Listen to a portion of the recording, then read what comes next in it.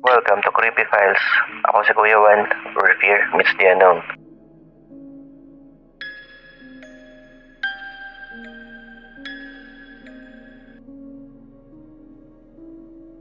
Malapit na ang Pasko sa Barangay San Miguel, isang tahimik na lugar sa San Fernando, Pampanga kung saan magkakadikit ang mga bahay at halos magkakakilala ang lahat.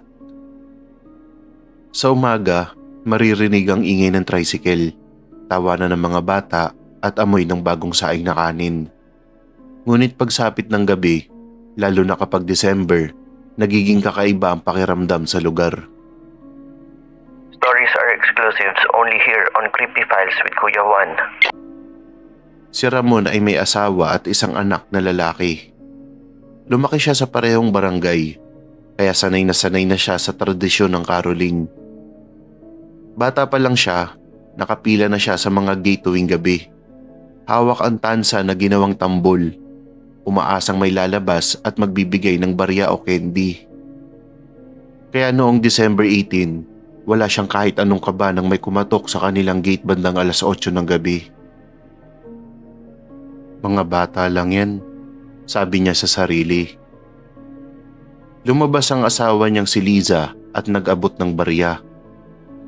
Tumawa ang mga bata at sabay-sabay na nagpasalamat bago tumakbo palayo. Ngunit napansin ni Ramon na may isang batang naiwan sa dulo ng grupo. Nakatayo lang ito sa ilalim ng poste ng ilaw. Hindi ito umaawit, hindi rin humihingi. Nakatingin lang sa bahay nila. May kakaiba sa bata. Hindi siya gumagalaw. Parang may malamig na hangin na dumaan sa likod niya. Ngunit pinilit niyang huwag pansinin. Kinabukasan, ikinuwento niya yon sa kapitbahay niyang si Mang Nestor. Isang matandang nakatira malapit sa lumang chapel. Tahimik lang itong nakinig bago nagsalita. May oras lang ang caroling. Mahina nitong sabi. Kapag lumagpas ng alas 12, huwag ka nang magbukas ng pinto kahit sino pa yan. Napatawa si Ramon. Pamahiin lang yan. Yun ang pumasok sa isip niya. Ngunit pagsapit ng December 22, bandang alas 12:30 ng madaling araw, nagising si Ramon sa mahinang tunog ng kampanilya. Hindi ito katok, hindi rin kalabog. Isang marahang pagring na paulit-ulit, parang ayaw gumising ng tao sa loob. Bumangon siya at sinilip ang bintana. Madilim ang labas, tanging ilaw ng poste ang gumagana. At doon sa harap ng gate nila, may 3 batang nakatayo. May hawak silang improvised instruments, tansan, lata at kahoy. Ngunit hindi sila tumutugtog. Nakatayo lang sila, magkakatabi at nakayuko ang ulo. Tapos, sabay-sabay silang umawit. Hindi ito ang normal na awit ng caroling. Mali ang tono, mabagal, parang dasal, parang panaghoy.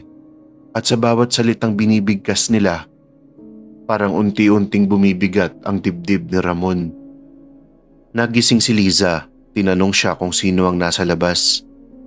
Mga bata, sagot niya pero nanginginig ang boses. Biglang tumingala ang isa sa mga bata at doon niya nakita wala itong mata. 2 madilim na hukay lang sa mukha nito. Ngunit nakangiti.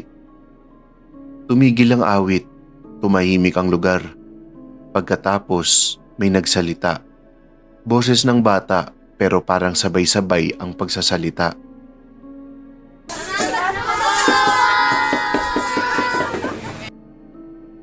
Napalunok si Ramon. Naalala niya ang sinabi ni Mang Nestor. Lumagpas na ang alas 12. Hindi na ito normal. Dahan-dahang hinila ni Liza ang kurtina. Ramon, huwag mong bubuksan. Muling tumunog ang kampanilya. Mas malakas, mas desperado. Nanginginig ang buong gate. Para may humihila mula sa labas. Biglang may umiyak na bata. Isang pamilyar na pag-iyak. Mula sa likod ng gate, may boses na tumawag. Papa, Boses yon ng anak niyang si Miguel. Ngunit paano nangyari yun? Ang anak niya ay nasa kabilang kwarto at mahimbing ang tulog. Muling tumunog ang kampanilya at ngayon may halong galit. Buksan mo ang pinto. Nagdasal si Liza, umiyak siya. Ngunit si Ramon parang may humihila sa kanya papunta sa pinto. Parang may boses sa loob ng ulo niya na nagsasabing, "Buksan mo, kaawaan mo sila, Pasko naman." Ngunit bago niya mahawakan ng doorknob, biglang may malakas na katok mula sa kabilang bahay. Sumigaw si Mang Nestor.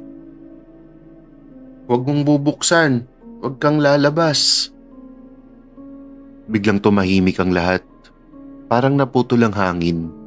Nang silipin muli ni Ramon ang bintana, wala na ang mga bata.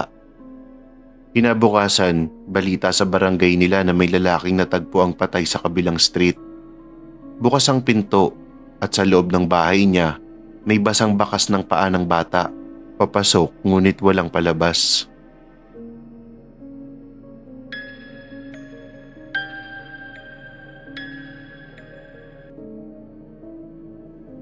Sa isang masikip na eskinita sa Tondo, may bahay na matagal nang iniiwasan ng mga tao tuwing papalapit ang Pasko. Hindi ito abandonado dahil meron namang ilaw at merong ding nakatira. Ngunit walang batang kailanman nakitang lumabas o pumasok doon. Si Randy ay 41 years old na, isang night shift security guard sa isang warehouse sa Pier 4.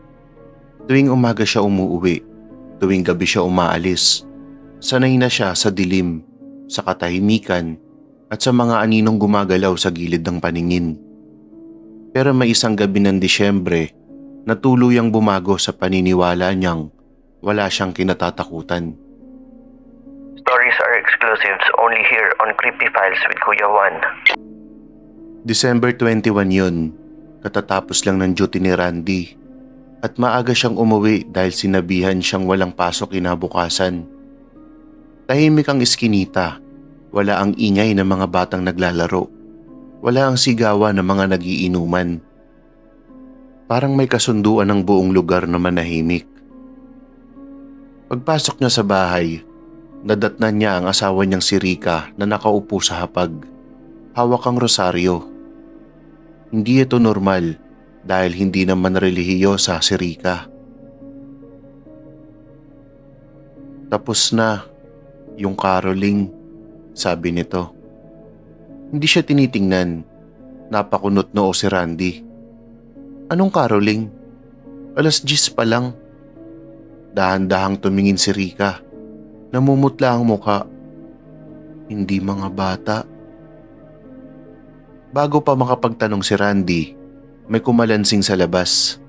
Hindi kampanilya, hindi katok. Parang tansang hinahampas sa bakal. Mabagal yun, walang ritmo at paulit-ulit. Sinilip niya ang bintana. Sa dulo ng eskinita, may 5 bata. Nakapila ito, pare-parehong suot ang kupas na puting damit na parang luma ng pangsimbang gabi. May hawak silang mga improvised instruments pero hindi nila ito tinutugtog. Nakatayo lang sila, nakatitig sa bahay. Pagkatapos noon, sabay-sabay silang umawit. Hindi ito masaya, hindi ito maliwanag. Parang kinakain ng dilim ang bawat nota.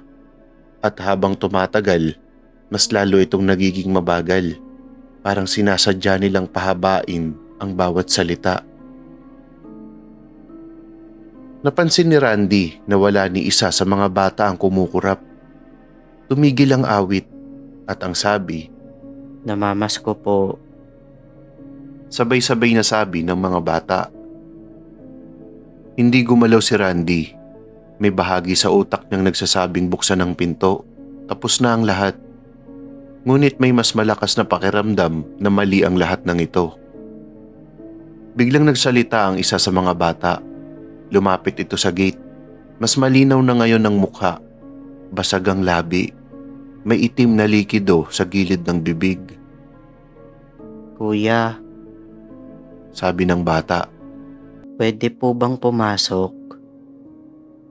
Nang marinig ni Rica ang boses, Napahawak siya sa tiyan. Yan ang boses, bulong niya. Yan ang naririnig ko gabi-gabi. Bago pa makapagsalita si Randy, biglang may tunog ng iyak. Mula sa loob ng bahay, sa loob ng kwarto.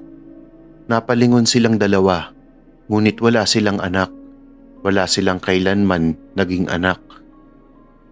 Muling nagsalita ang mga bata. Mas malapit na ngayon ang boses kahit hindi sila gumagalaw. Buksan niyo po ang pinto. Giniginaw na kami. Nagsimulang magpatay-sindi ang ilaw sa loob ng bahay. Lumamig ang hangin, amoy lupa at kandila ang paligid. Biglang may malakas na kalabog sa gate. 1, 2, 3. Hindi na ito paanyaya. Isa na itong utos. At sa bawat kalabog, may kasabay na alaala sa isip ni Randy. Mga alaala na pilit niyang kinalimutan. Ang ospital, ang malamig na silid, ang doktor na umiiling, ang batang hindi huminga. Napaupo si Rika, umiiyak na parang sinasakal. Biglang bumukas ang gate. Hindi ito binuksan ni Randy at lalong hindi rin binuksan ni Rika. Bumukas ito mag-isa. Tumigil ang lahat. Walang awit, walang iyak, at walang hangin. Dahan-dahang pumasok ang mga bata sa iskinita, ngunit hindi papunta sa bahay nila. Lumampas ang mga ito. Sa dulo ng iskinita, may isa pang bahay. Isang bahay na matagal nang walang tao. Doon sila pumasok, tahimik at walang ingay. Kinabukasan, balita sa Tondo na may isang bangkay na natagpuan sa abandonadong bahay. Bukas ang pinto, nakapwesto ang 5 maliit na upuan sa sala. At sa gitna, isang rosaryo na basa ng itim na likido.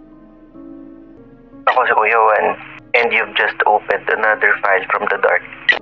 The next story might be closer than you think. Stay curious.